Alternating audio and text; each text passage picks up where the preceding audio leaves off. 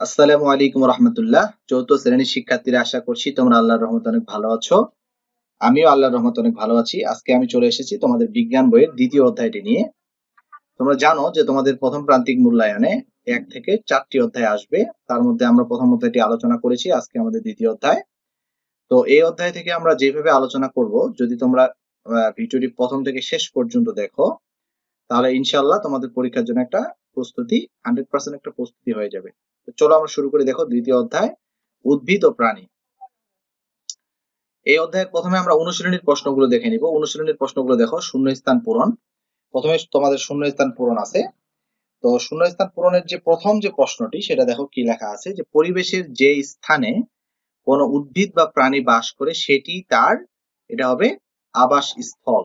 এখানে উত্তর হবে আবাস স্থল। ওকে, আচ্ছা দেখো, উদ্ভিদ এবং প্রাণী পরিবেশের বিভিন্ন স্থানে বাস করে, এখানে হবে পরিবেশের। ওকে, আচ্ছা, ঘনভাবে জন্মানো বিভিন্ন ধরনের উদ্ভিদ সংবলিত প্রাকৃতিক স্থানই হলো বন, এখানে হবে বন। আমি উত্তরগুলো নিচে দিয়ে দিছি। আচ্ছা, এরপরে দেখো, লবণাক্ত পানির বিশাল ভান্ডার হলো সমুদ্র, এখানে হবে সমুদ্র। 5 নাম্বার প্রশ্নটি দেখো, উট তার পিঠের কুঁজে চর্বি জমিয়ে রাখে, এখানে হবে চর্বি। ওকে, আচ্ছা, এরপরে আমরা টিক চিহ্নগুলো দেখি। তিমি কোথায় বাস করে, এটা হবে সমুদ্রে। তারপরে দেখো, মেরু ভালুকের দেহের ঘন পশম তাকে কিভাবে সাহায্য করে, এটা হবে ঠান্ডা থেকে বাঁচতে। ওকে, আচ্ছা, এরপরে দেখো, কোনটি বিলুপ্ত প্রাণী, এটা হবে টোডো পাখি।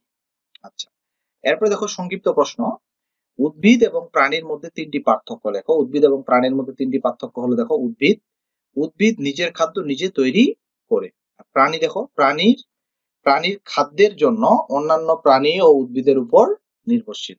ওকে, আচ্ছা, 2 নাম্বার দেখো, এরা চলাচল করতে পারে না। উদ্ভিদ চলাচল করতে পারে না, কিন্তু প্রাণীর দিকে আমরা লিখবো এরা চলাচল করতে পারে। আচ্ছা, 3 নাম্বার দেখো, এদের দেহে মূল, কাণ্ড ও পাতা থাকে, মানে উদ্ভিদের দেহে।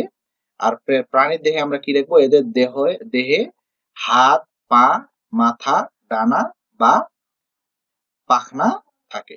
ওকে, তাহলে এই 3টা পার্থক্য আমাদেরকে লিখতে বলেছিল, এই 3টা পার্থক্য আমরা লিখে দিলে অ্যান্সারটি হয়ে যাবে। ওকে, এবার 2 নম্বর প্রশ্নটি দেখো, কি কি কারণে পরিবেশের পরিবর্তন হয়। আমরা লিখবো যে ঝড়, বন্যা এবং খরার মতো প্রাকৃতিক কারণ এবং মানুষের কার্যকলাপের জন্য পরিবেশের পরিবর্তন হয়। আচ্ছা, 3 নম্বর প্রশ্ন, প্রাণীর 4টি আবাসস্থলের নাম লেখো। আমরা লিখবো প্রাণীর 4টি আবাসস্থল হলো মাটির গর্ত বা মাটির নিচ, ঝোপঝাড় বা ঘন বন জঙ্গল, গাছের ডাল বা কোটর। তারপরে ঘ নম্বরে লিখবো মাটি ও পানি উভয় স্থান। ওকে, তাহলে সংক্ষিপ্ত প্রশ্নগুলো শেষ। এবার আমরা বর্ণনামূলক প্রশ্নগুলো দেখি। ক্যাকটাস কিভাবে মরুভূমিতে টিকে থাকে। ক্যাকটাসের বহিরাবরণ মসৃণ থাকে, বলে এর ভেতরের পানি বাহিরে আসতে পারে না, ফলে এই উদ্ভিদ মরুভূমিতে টিকে থাকতে পারে।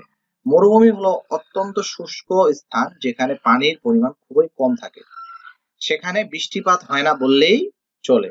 মরুভূমিতে কিছু কাঁটা জাতীয় উদ্ভিদ জন্মে, এ সকল উদ্ভিদের কাণ্ড ও পাতা রসালো এবং বহিরাবরণ মসৃণ হয়, যা পানি ধরে রাখতে সাহায্য করে।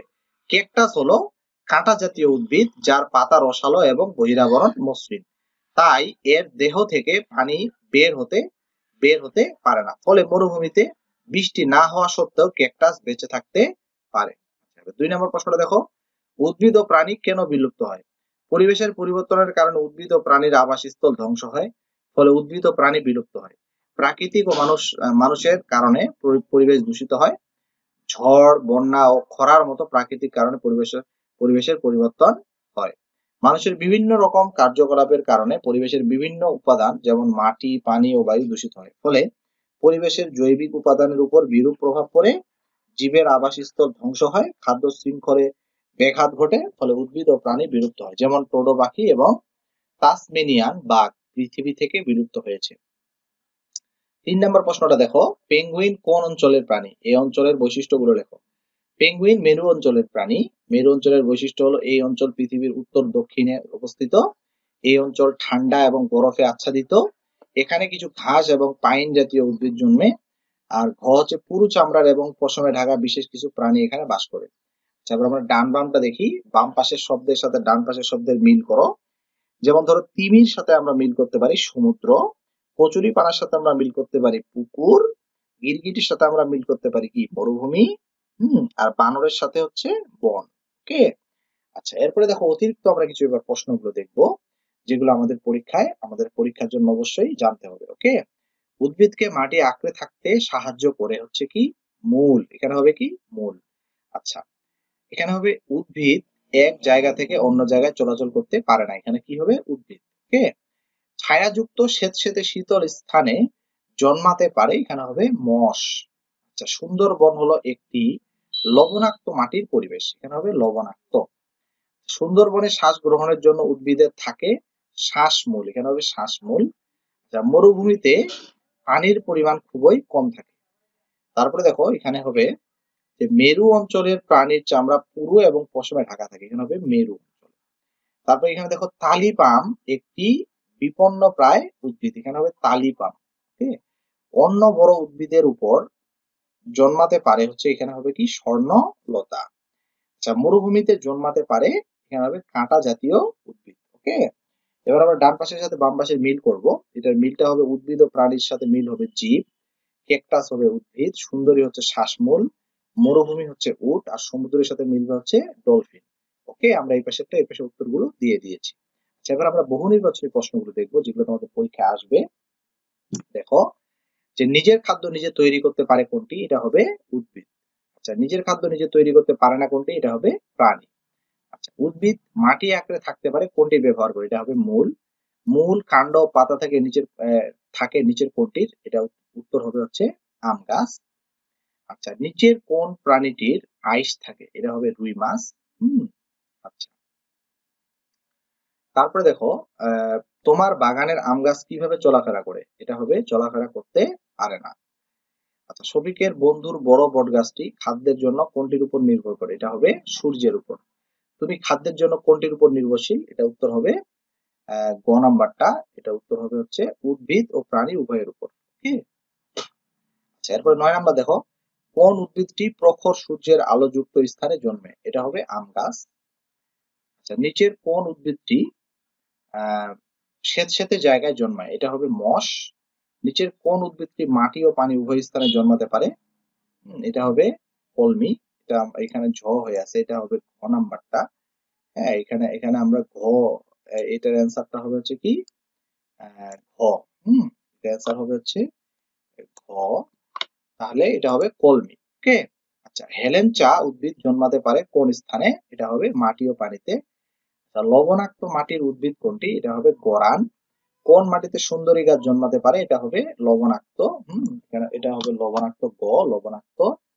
আচ্ছা, তারপর নিচের কোন উদ্ভিদের শ্বাসমূল থাকে, এটা উত্তর হবে কেওড়া। পুরনো দেয়ালে জন্মানো উদ্ভিদ কোনটি, এটা হবে মশ। কোনটি বড় বড় বড় কোন উদ্ভিদের উপর জন্মাতে পারে, এটা হবে স্বর্ণলতা। কোন প্রাণীটি মাটিতে গর্ত করে বাস করে, এটা হবে খরগোশ। সজারুর বসবাসের স্থান কোনটি, এটা হবে মাটির গর্ত। আচ্ছা, গাছের কোটরে বাসা তৈরি করে হচ্ছে কাঠবিড়ালি। মাটি ও পানি উভয় স্থানে থাকতে পারে কোনটি, এটা হবে কচ্ছপ। আচ্ছা, মরুভূমির উদ্ভিদ কোনটি, এটা হবে ক্যাকটাস। মরুভূমির প্রাণী কোনটি, এটা হবে গিরগিটি। উট তার পিঠের কুঁজে কি জমিয়ে রাখে, এটা হবে চর্বি। সামুদ্রিক প্রাণী কোনটি, এটা হবে ডলফিন। সিল কোন পরিবেশের প্রাণী, এটা হবে মেরু।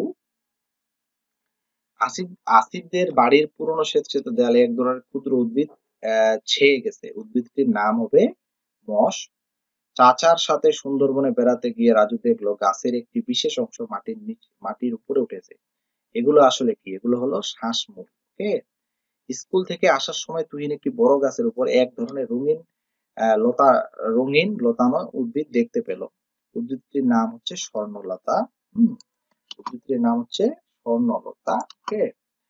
তুমি গাছে একটি কাঠবিড়ালি দেখলে, এটি কোথায় বাস করে, উত্তর হবে ক, তার মানে হবে গাছের কোটরে। তুমি ন্যাশনাল জিওগ্রাফি চ্যানেলে পেঙ্গুইনের উপর একটি প্রতিবেদন দেখলে, উত্তর প্রাণীটি কোন পরিবেশে বসবাস করে, এটা হবে মেরু অঞ্চলে। বর্তমান পৃথিবীর বৃহত্তম প্রাণী কোথায় পাওয়া যায়, এটা হবে সামুদ্রিক পরিবেশে। পরিবেশের পরিবর্তনের প্রাকৃতিক কারণ কোনটি, এটা হবে খরা। আচ্ছা, বিলুপ্ত প্রাণী কোনটি, এটা হবে ডোডো পাখি। বাংলাদেশের থেকে বিলুপ্ত প্রাণী কোনটি, এটা হবে জাভা গন্ডার। বাংলাদেশের বিপন্নপ্রায় প্রাণী কোনটি? সেটা হবে রয়্যাল বেঙ্গল টাইগার। বিপন্নপ্রায়। আচ্ছা, এরপরে দেখো, হাসিব তার বাবার সাথে চিড়িয়াখানায় গিয়ে হরিণ, বানর, সাপ, সিংহ, বাঘ সহ আরো অনেক প্রাণী দেখলো। হাসিবের দেখা প্রাণীগুলোর মধ্যে বিপন্ন প্রায় প্রাণী হচ্ছে বাঘ। ওকে। শফিক আজ সকালে তার পাঠ্য বই পড়ে বাঘ, সিংহ, ময়ূর, রাজ, শকুন বিভিন্ন প্রাণী সম্পর্কে জানতে পারলো। উল্লেখিত প্রাণীগুলোর মধ্যে বাংলাদেশ থেকে বিলুপ্ত হয়েছে এমন প্রাণী কোনটি? এটা হবে রাজ শকুন। হুম এই হচ্ছে আমাদের বহু নির্বাচনী প্রশ্নগুলো। এখন আমরা কয়েকটা সংক্ষিপ্ত প্রশ্ন দেখি। দেখো, নিজের খাদ্য নিজে তৈরি করতে পারে কে? এটা হবে উদ্ভিদ নিজের খাদ্য নিজে তৈরি করতে পারে। প্রাণী প্রাণী খাদ্যের জন্য কিসের উপর নির্ভরশীল? প্রাণী খাদ্যের জন্য বিভিন্ন উদ্ভিদ ও অন্যান্য প্রাণীর উপর নির্ভরশীল। আচ্ছা, পানিতে জন্মানো দুটি উদ্ভিদের নাম লেখো। পানিতে জন্মানো দুটি উদ্ভিদ হলো কচুরিপানা ও শাপলা। মাটি ও পানি উভয় পরিবেশে জন্মাতে পারে এমন দুটি উদ্ভিদের নাম লেখো। মাটি এবং পানি উভয় পরিবেশে জন্মাতে পারে এমন দুটি উদ্ভিদ হলো কলমি ও হেলেঞ্চা। আচ্ছা, মশ উদ্ভিদ কোন পরিবেশে জন্মায়? মশ উদ্ভিদ ছায়াযুক্ত স্যাঁতসেঁতে শীতল স্থানে জন্মে। সুন্দরী উদ্ভিদের শ্বাসমূল থাকে কেন? লবণাক্ত মাটিতে শ্বাস গ্রহণের জন্য সুন্দরী উদ্ভিদের শ্বাসমূল থাকে। স্বর্ণলতা কোথায় জন্মে? স্বর্ণলতা বড় উদ্ভিদের উপর জন্মে। মাটির নিচে বসবাসকারী কয়েকটি প্রাণীর নাম লেখো। মাটির নিচে বসবাসকারী কয়েকটি প্রাণী হলো ইঁদুর, খরগোশ, সজারু, পিঁপড়া, কেঁচো। কাঠবিড়ালি কোথায় বাসা তৈরি করে? কাঠবিড়ালি গাছের ডাল বা কোটরে বাসা তৈরি করে। কোন প্রাণী মাটি ও পানি উভয় স্থানে থাকতে পারে? ব্যাঙ, কচ্ছপ, কুমির ইত্যাদি মাটি প্রাণী পানি ও মাটি ও পানি উভয় স্থানে থাকতে পারে। মরুভূমি কি? মরুভূমি হলো অত্যন্ত শুষ্ক স্থান যেখানে পানির পরিমাণ খুবই কম। মরুভূমির উদ্ভিদের একটি বৈশিষ্ট্য হলো এদের কাঁটা থাকে। পানি এবং খাবার ছাড়া উট কিভাবে মরুভূমিতে দীর্ঘদিন বেঁচে থাকে? উত্তর হবে হচ্ছে উটের পুঁজে জমিয়ে রাখা চর্বি ব্যবহার করে পানি ও খাবার ছাড়া এরা দীর্ঘদিন বেঁচে থাকে। তো লবণাক্ত পানির বিশাল ভান্ডার কি? লবণাক্ত পানির বিশাল ভান্ডার হলো সমুদ্র। মেরু অঞ্চলে প্রাণীদের চামড়া পুরু থাকে কেন? ঠান্ডা থেকে বাঁচার জন্য মেরু অঞ্চলে প্রাণীদের চামড়া পুরু থাকে। আচ্ছা, মেরু অঞ্চল কি? মেরু অঞ্চল হচ্ছে পৃথিবীর উত্তর ও দক্ষিণে সবচেয়ে ঠান্ডা ও বরফ আচ্ছাদিত স্থানই হলো মেরু অঞ্চল। মেরু অঞ্চলের একটি উদ্ভিদের নাম লেখো। মেরু অঞ্চলের একটি উদ্ভিদ হলো পাইন। হুম উদ্ভিদ ও প্রাণীর আবাসস্থল ধ্বংস হচ্ছে কেন? পরিবেশের পরিবর্তনের কারণে উদ্ভিদ ও প্রাণীর আবাসস্থল ধ্বংস হচ্ছে। পৃথিবী থেকে বিলুপ্ত একটি প্রাণীর নাম লেখো। পৃথিবী থেকে বিলুপ্ত একটি প্রাণী হলো তাসমেনিয়ান বাঘ। বাংলাদেশ থেকে বিলুপ্ত একটি প্রাণীর নাম লেখো। বাংলাদেশ থেকে বিলুপ্ত একটি প্রাণী হলো রাজশকুন। ওকে। এবার আমরা বড় প্রশ্নগুলো দেখি। উট কোন পরিবেশে প্রাণী এবং এটি কিভাবে সে পরিবেশে বেঁচে থাকে তা ব্যাখ্যা করো। এটা আমি জাস্ট তোমাদেরকে দেখিয়ে দিচ্ছি। এই যে, হ্যাঁ, এটা উত্তরটি হচ্ছে এখান থেকে শুরু করে এই পর্যন্ত। আমি পড়ে দিচ্ছি না, তোমরা এটা ভিডিওটা থামিয়ে এখান থেকে পড়ে নেবে। ওকে। 2 নম্বর প্রশ্নটি হচ্ছে এখান থেকে শুরু করে এই পর্যন্ত। আমার 2 নম্বর প্রশ্ন, এটার উত্তরটা পৃথিবী থেকে টোড়া পাখির বিলুপ্ত হওয়ার কারণ, এটা আমরা এখান থেকে এইটুক এবং এইটুক তোমরা ভিডিওটি থামিয়ে পড়ে নিও। ওকে।